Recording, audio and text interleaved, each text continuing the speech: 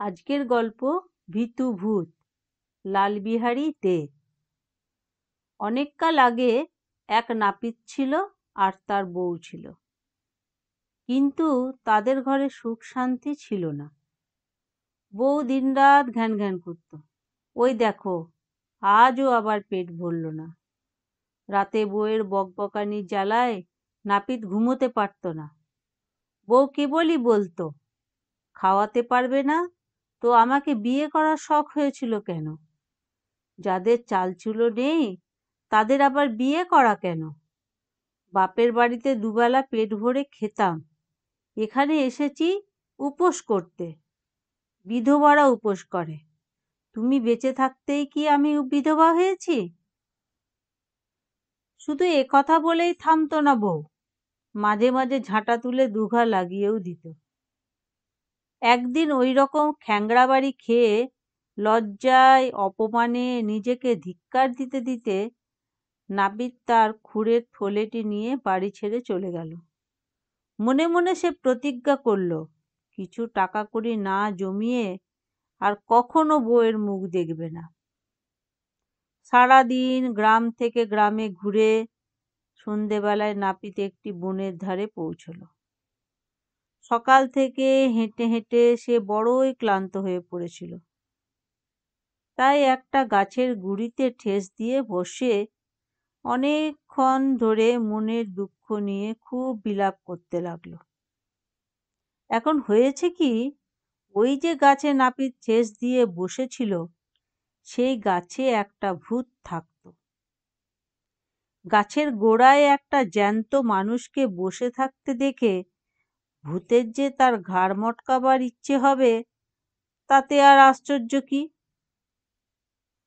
সঙ্গে সঙ্গে ওপর থেকে নেমে এই লম্বা তাল গাছের মতো ভূতটা দু হাত বাড়িয়ে এত বড় হাঁ করে নাপিতের সামনে এসে দাঁড়ালো। নাপিতের তো চক্ষু স্থির। ভূত বলল, ওরে নাপিত, এবার তোর ঘাড় মটকাবো, তোকে রক্ষা করবে কেটা বল। তাকে দেখেই তো নাপিতের গায়ের রক্ত হিম, চুল দাড়ি খাড়া, তবু তার মাথা গুলিয়ে গেল না। কে না জানে যে নাপিতদের মতো বুদ্ধি কারো হয় না। নাপিত বলল, কি বললি রে পীরেত, আমার ঘাড় মটকাবি নাকি? দাঁড়া, আজ রাতেই তোর মতো কত পীরেত ধরে আমি ঝুলিতে পুড়েছি, তোকে একবার দেখাই। তুই এসেছিস, ভালোই হয়েছে, আমার আর একটা পীরেত দরকার ছিল।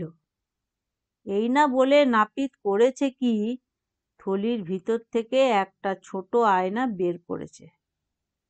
সব নাপিতের সঙ্গে থলির মধ্যে একটা কাঠের বাক্স থাকে, তার মধ্যে খুর, নড়ুন, খুরে ধার দেবার জন্য পাথর ইত্যাদি থাকে। তার সঙ্গে একটা করে আয়নাও থাকে, কারণ খদ্দেররা দেখতে চায় দাড়ি কেমন কামানো হলো। নাপিত তার সেই আয়নাটা বের করে ভূতের মুখের সামনে ধরে বলল, এই দেখ ভূত, এটাকে ধরে আমি থলিতে ভরেছি, আরো অনেকগুলো আছে। ওরে পীরেত, এবার তোকেও ধরে থলিতে বাঁধবো, তুই ওদের সঙ্গী হবি। আয়নায় নিজের মুখ দেখে ভূতের পিলে চমকে গেল।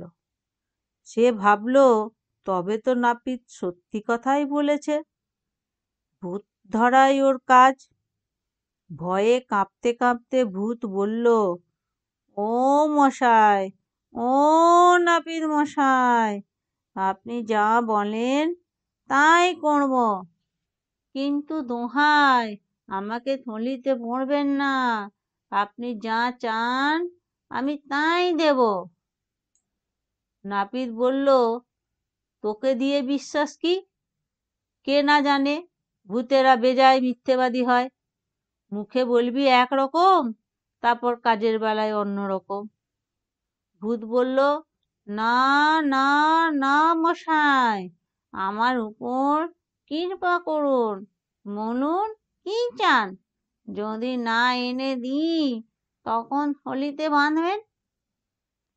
নাপিত বলল, বেশ, তাহলে এক্ষুনি আমাকে 1000 সোনার মোহর এনে দে, আর কাল রাতের মধ্যে আমার বাড়িতে মস্ত এক গোলা তৈরি করে ধান ভরে দিয়ে ভরে রাখিস।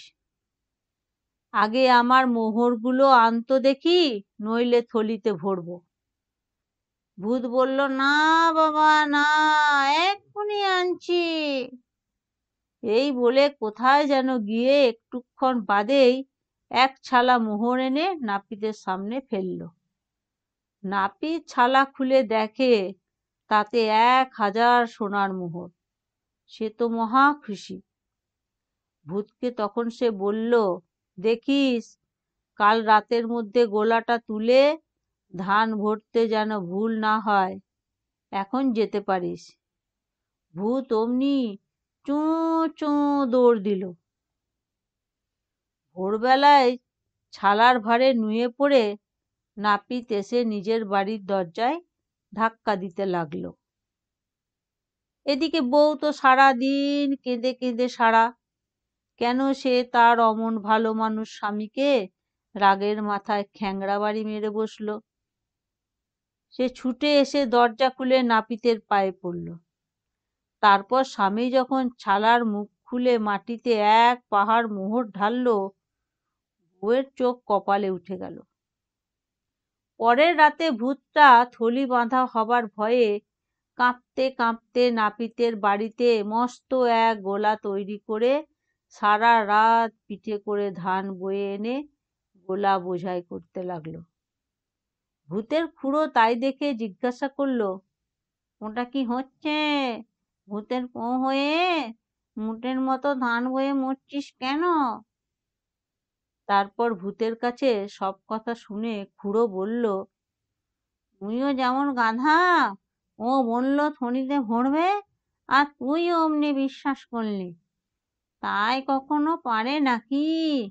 ওকে বোকা পেয়ে চালাকি করেছে। ভূত বলল, খুড়ো, তুমি নাপিতের ক্ষমতাকে সন্দেহ করছো? বেশ, তবে চলো আমার সঙ্গে। এই বলে নাপিতের বাড়ি গিয়ে দুজনে জানলা দিয়ে উঁকি মারল। নাপিত কিছু দমকা হাওয়া আর সোঁদা গন্ধ থেকে ঠিক বুঝেছিল জানলার কাছে ভূত এসেছে। অমনি জানলার সামনে সেই আয়নাটাই তুলে ধরে নাপিত বলল, কি রে পিরেত, আর একটাকে এনেছিস বুঝি? দাঁড়া, সেটাকেও থলিতে ভরি। ভূতের খুড়ো যেই না আয়নায় নিজের মুখ দেখেছে, অমনি তার হাত পা পেটের মধ্যে সেঁধিয়েছে। সে কেঁদে নাপিতকে বলল, মাপ করুন, আর সন্দেহ করব না, আর একটা গোলা করে সেটাতে ধানের বদলে চাল ভরে দিচ্ছি, আমাকে ছাড়ান দিন। এইভাবে 2টো রাত পোয়াতে না পোয়াতে নাপিত বড়লোক হয়ে গেল। তারপর স্ত্রী ছেলেপুলে নিয়ে বাকি জীবনটা সে সুখেই কাটালো। আমার গল্পটি ফুরোলো, নোটে গাছটি মুড়লো।